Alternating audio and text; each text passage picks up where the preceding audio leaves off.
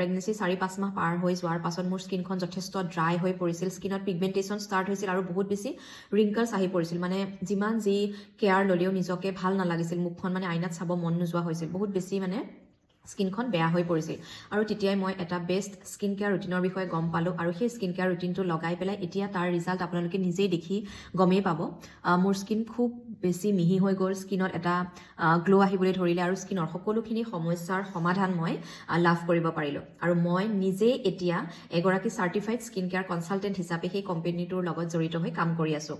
এতিয়া ঠাণ্ডাৰ দিনত যিহেতু বিশেষকৈ আমাৰ মহিলাসকলৰ মুখখন যিমান প্ৰডাক্ট লগালেও ক'লা পৰি যায়, মুখখন বহুত বেছি ড্ৰাই হৈ পেলাই টানি টানি ফাটিবলৈ ধৰা আদি এনেকুৱা ধৰণৰ সমস্যাৰ সন্মুখীন হোৱা দেখিবলৈ পোৱা যায়। চ' আপুনিও যদি তেনেকুৱা ধৰণৰ সমস্যাক লৈ সন্মুখীন হৈ আছে তেতিয়াহ'লে তাৰ সমাধান মই আপোনাক দিব পাৰিম।